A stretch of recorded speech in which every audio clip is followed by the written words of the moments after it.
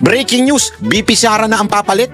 BBM, di na nagpapakita. Naku, yan ang ating pag-uusapan ngayong araw na ito. Alam mo ba, may karapatan ka bilang Pilipino na magtanong, nasaan na ba ang Pangulo? Pero, yung mga pingtae, dati kumakanasaan ng Pangulo sila o mayat maya, ngayon wala, nga. Hanggang ngayon, wala pa ring malinaw na public appearance si BBM. May mga video, oo. Pero ang tanong, luma ba yan o totoong nangyari ngayon? At ang matindi nito, naglabas pa sila ng picture, pero luma. Bakit? Kung maayos si BBM, bakit sila maglalabas ng lumang picture? Hindi ito chismis, hindi ito intriga, ito'y usaping konstitusyon. Dapat malinaw. Kapag ang Pangulo ay hindi na kayang gampanan ang tungkulin, may papalit na dapat at iyon ang ating Vice Presidente. Kaya ngayon mga banateros, maaayos pa bang nagagampanan ng ating Pangulo ang kanyang trabaho? Kasi kung hindi na, nako po, meron sinasabi dyan ng ating konstitusyon.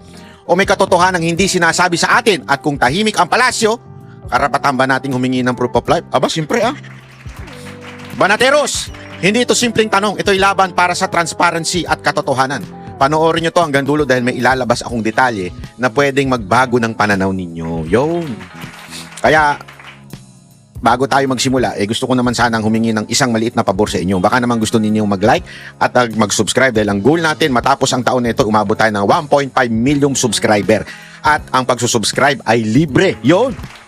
Kung ang gas ay tumataas, ang pagsusubscribe ay libre. Kaya gawin nyo na. Pag libre, gawin na. Di ba? Masarap ang libre. Lalo na pagka kakain ka, di ba? Masarap yung pag nililibre. Eto, libre ho. Pero bago natin pag-usapan yan, bakit ba importante na makita natin ang Pangulo? Bakit mo ba hinahanap, Banat Bay? Kursunada mo ata Hindi ho, mga kababayan. Kaya natin nahanap ang Pangulo dahil tayo ngayon ay dumadaan sa matinding krisis. Matinding krisis po ninadaanan natin. Actually, hindi lang naman po tayo. Buong mundo'y dumadaan sa krisis. Pero ang pinagkaiba, yung kanilang leader ay aktibo. Yung kanilang leader, makikita mo sa telebisyon. Ha?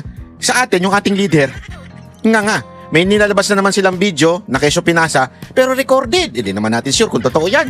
O baka naman AI, di ba? Kasi yun nga mga lumalabas na video nun, sinasabihan nila ng AI. Baka AI din yan. So ang maganda niyan, dapat live press con. Live press briefing, live. Para talaga malaman natin at malaman natin na kung talagang okay pa ba ang ating Pangulo. Dahil again, ito po ay karapatan. Hindi po ito pribilehiyo na kung trip ko lang lumabas, lalabas ako. Hindi pwedeng gayon. Ito po'y karapatan ng bawat Pilipino. Dahil naayon yan sa ating konstitusyon, karapatan natin yan malaman kung ang ating Pangulo ay buhay pa ba? O baka naman maluba na sakit at hindi na kayang gampanan ng kanyang trabaho. Kaya importante yan. Hindi po ito bula-bulahan Hindi ito pwedeng daanin nyo lang sa mga pautot ninyong propagandista ang sinasabi na okay naman, ganyan. Hindi pwede. We need a live and public appearance of the President.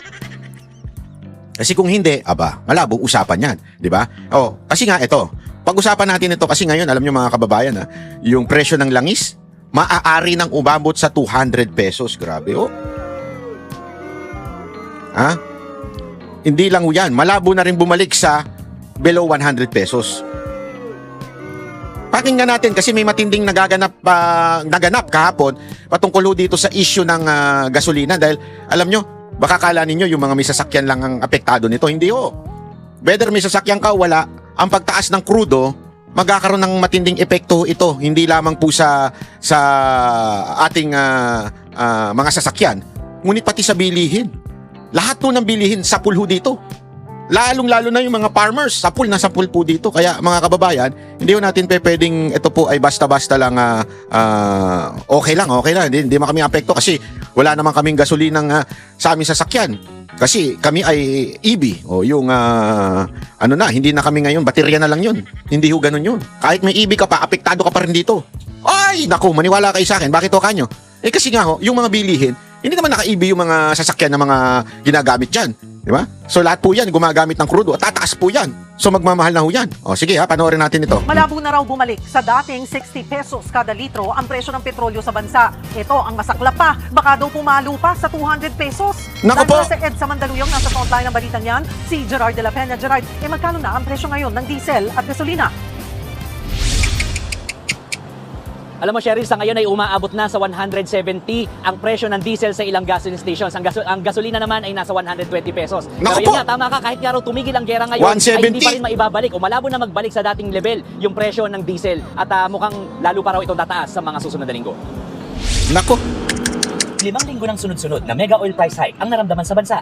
Ngayong araw, panibagong taas presyo na naman. Kaya umabot na ang presyo ng diesel sa 170 pesos kada litro Naku sa po, ilang patay tayo gasolinahan. dyan. Kaya ang mga tsuper, sumusuko na. Kabilang dyan si Tatay Joel Abilinde na nakapanayam sa programang Good Morning Kapatid. Dapat pinatay na lang kami sa kalsada.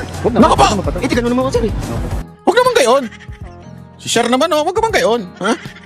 Sabi niya, dapat na lang, pinatay nyo na lang kami sa karsada. Hindi, alam mo kasi ganyan talagang pakiramdam na yung mga yan eh. Walang biro ho. Alam mo, meron tayong mga kaibigan tsuper eh. Mga nagmamaneho ng mga TNBS, ng mga jeep. Kasi talagang pag tinatanong ko sa kanila, magkano nauuwi nyo sa bahay? Mga 200, 300. Sabi ko, paano mabubuhay yung pamilya nyo? Kaya nga, alam mo, parang nga sinasabi, oo nga kaya nga parang pinatay na kami sa karsada. Ganun na kami na lumalabas eh. Kalbiro namin, mawawala na ng bigas eh. Pamilya namin. Ba't hindi na po, duguan na talaga, sacrifice. Kailan ho ba kami maiintindihan ng gobyerno? Kabilang din daw siya sa hindi nakakuha ng Alam mo kasi, sir, panawagan nyo na kasi mag-resign si Marcos. Kasi ito ha, baka kasi akala nung iba gusto lang natin maging Pangulo si BP Sara. Hindi ho yun. Hindi nyo ho kasi maunawaan eh. This is not about BP Sara Duterte. This is about a president na wala ng kakayanan. Wala ng tenga para makinig sa taong bayan. Kasi nga naman, ano yung sinabi ni Pangulong Duterte dati? Spoiled brat. Wala namang pakialam niya sa atin eh. Kaya nga hindi ko maintindihan, kayo mga jeepney driver, bus driver, TNBS, dapat manawagan na kayo na mag-resign. Ngayon, bakit ko sinasabing kailangan ni BP Sara Duterte? Kasi siya ang nasa konstitusyon. Siya ang susunod. Pag hindi na kayang gampanan ng trabaho ng Pangulo, yung Vice President na nagkataon si BP Sara Duterte yun. Ngayon, kung sakaling pumalit si BP Sara Duterte at hindi rin niya kinaya, sasama ko sa inyo sa panawagan na mag-resign din siya. Kasi dapat kailangan, magaling, maayos. Hindi pwedeng hindi maayos po ang ating susunod na Pangulo. Kailangan maayos po yan. Hindi pwedeng ganun. 5,000 pisong ayuda mula sa Department of Social Welfare and Development o DSWD. Kailan pa? Kung ako ay naghihingalo na, 50-50 na nga kami ngayong araw na to. Sige, sir. So kailan pa nila ibibigay ang para sa aming mga tsoper? Bukod kay Tatay Joel, iniinda na rin ang mga tsuper mula sa grupong Kaya manawagan na kayo. Yan ang problema sa inyo eh. Dahil hindi ho lahat. Nakalinya kayo doon sa mga makakaliwa na galit kay BP Sara Duterte. Kasi alam mo, yung mga jeepney driver natin, ako naniniwala ako, mga lehitimong nananawagan sa gobyerno. Kaya lang, yung mga leader nila nakalinya dito sa mga makakaliwa. Yung mga makakaliwa na leader, alam naman natin mga NPA yung mga yan. Kasamahan nila mga NPA. Since galit na galit sila kay BP Sara Duterte dahil tinanggal ang mga NPA sa Davao City, ayaw din nila si BP Sara Duterte. So hindi nila isasuggest yan doon sa mga nasa baba na wala namang kinalaman sa NPA. Ginagamit lang nitong mga leaders nila na mga NPA. But in reality, etong mga nananawagan na mga ganyan-ganyan ay lehitimong gusto lang talaga na makasurvive sa buhay. Nagkataon lang yung mga leader nila ay mga NPA. pistol ang kalbaryo sa krisis ng langis. Kaya kahit mainit, nagkilos protesta ulit sila at nag-noise barrage sa iba't ibang lugar sa Metro Manila. Ang ginagawa lang sa amin, bibigyan lang kami ng kakarampot na ayuda. Ngayon po, ang ayuda na binibigay sa amin, sa halagang 5,000. Kung manatili ito na ganitong sa halaga ng taas ng krudo, baka hindi na namin masuportahan yung aming mga estudyante, ganyan. Bagamat sinisikap namin na kumita, nandoon na yung aming maikling oras o mahabang oras na 12 oras, pinaabot na namin ito sa 18 oras para lang makapaghatid kami, makapag-uwi kami ng sapat na pangailangan namin sa aming pamilya. Ang tsuper at single parent niya si Tony Prado, 90 pesos lang ang inuwi mula sa pamamasada kagabi. Inuunti-unti nila kami pinapatay. Pati mga pangarap ng mga anak namin, nawawalan, pinapatay na rin dahil sa krisis na to. Panawagan ng grupo, ibaba ang presyo ng krudo, ibasura ang excise tax sa langis, itaas ang pasahe, at ibasura ang oil deregulation law. Pero hindi pa tapos ang kalbaryo. Una nang sinabi ng Energy Department na kahit bukas na sa Pilipinas ang Strait of Hormuz, hindi ibig sabihin otomatiko nang bababa ang presyo. Ang tanong, aabot ba ito sa 200 pesos kada litro? Ang Yan. sabi ng DOE, hindi imposible yan, lalo't pabago-bago ang sitwasyon sa Middle East. Sumang-ayon din si Secretary Sharon Garin sa naging pahayag ni dating Energy Secretary Jericho Petilla na malabo nang maibalik sa 60 pesos ang kada Nako. litro ng diesel. Kasi if ever it goes down, it will take longer. It will not be 1 month. Kung gaano kabilis ang pag-akyat ng presyo, hindi ganun po kabilis yung pagbaba ng presyo. In fact, it will be way, way slower because ang damage po ng gera na to ay sobrang, I do not expect it to go down as fast. Ang epekto niyan, babagsak ngayon sa mahihirap. sila yung pinakamatindi yung tama kasi 80% ng kanilang consumption basket. Pagkain, ilaw, tubig, transportasyon, lahat yan malaking tama. Sa ngayon, aabot ng 50 araw ang supply ng langis sa bansa. May mga dumarating pa raw na supply at tuloy-tuloy ang makikipagkontrata ng mga pribadong kumpanya para mapahaba pa ang supply sa Hunyo. Nasa 900,000 barrels ang diesel ang inaasahang shipment na darating ngayong Abril. Ang unang cargo mula Malaysia ay darating sa April 10.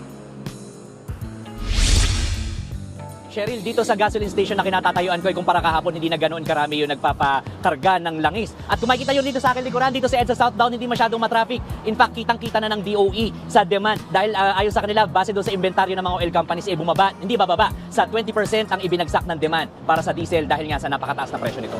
Cheryl. Gerard, kanina sinabi mo na matapos man o hindi yung giyera sa Middle East, mananatiling ganito na ang presyo ng langis. Bakit? Yun nga.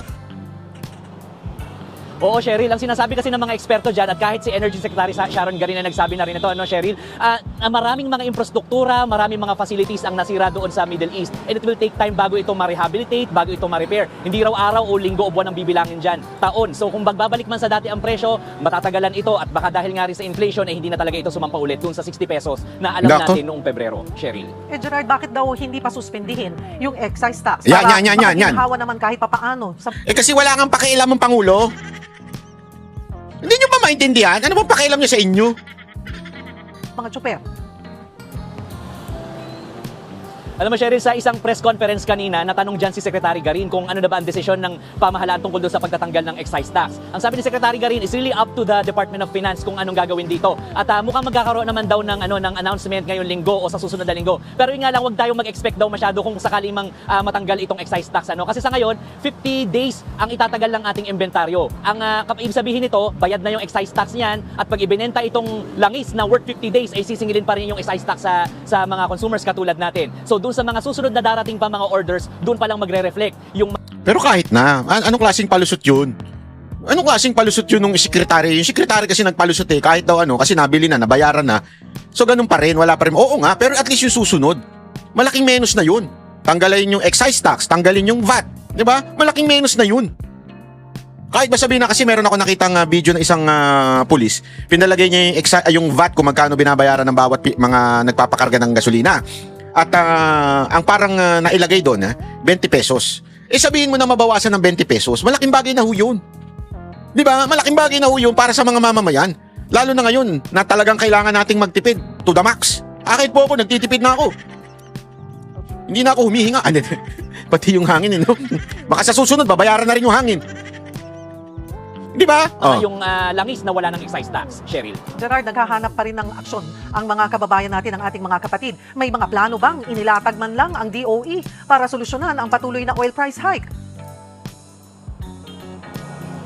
Sa ngayon, Cheryl, ang sinasabi ng DOE tungkol dyan, ang ginagawa nila sinusiguro nilang magkakaroon tayo ng supply at hindi tayo yung talagang totally wala kasi mas mahirap nga naman kung walang supply. Pagdating sa presyo kasi, hindi raw kontrolado talaga ng pamahalaan yung presyohan yan dahil nakadepende ito doon sa mga nangyayari sa ibang bansa. Kanina kinukwento rin ni Secretary Garin, konting pagsabog lang, konting alitan lang, konting world war nga lang sa pagitan ng Iran at ng US, sumisipa na ang langis. Pero doon sa mga balita na magkakaroon ng ceasefire o magkakaroon ng konting katahimikan, bumababa naman yung presyo. So, mahirap daw talagang kontrolin ito, hindi hawak ng pamahalaan kung ano yung patutunguhan ng presyo ng langis. So sa ngayon, masisiguro pa lang ng DOE, may supply tayo at bukod dyan may mga long term naman daw na ginagawa ang DOE katulad nga nung pagpapatibay ng mga renewable sources ng ating enerhiya para mabawasan yung pagdepende natin sa imported na langis. Cheryl. Maraming salamat, Gerard de la Peña. Ay nako, eto na nga. So yan ang ating bagong Alam mo kasi, itong sa langis na ito, napakatindi ho na ito Hindi mga kababayan, napakatindi yung... Ito ngayon, syempre ang unang tumataas yan. Pero yung bilihin, eventually, papalo na yan na sobrang taas. Ang matindi nga ho dito, sabi nila kasi, ito naman ay pandaigdigan. Oo, naniniwala tayo doon. Ito ay pandaigdigang problema.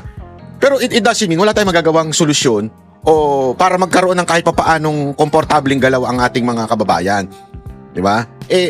Ang problema nga, kanya-kanyang haka-haka, kanya-kanyang diskarte yung mga sekretary kasi nasa ng Pangulo. Kanina, doon sa pagdinig, nanonood po ako doon sa pagdinig, tinanong yung wala yung Secretary of Finance na si Recto. So, Yusek ang tinanong. Ang tinanong, is there a possibility na natanggalin muna ang VAT at saka excise tax? Hindi humasagot ng undersecretary. Nakakapagtaka, bakit wala yung secretary?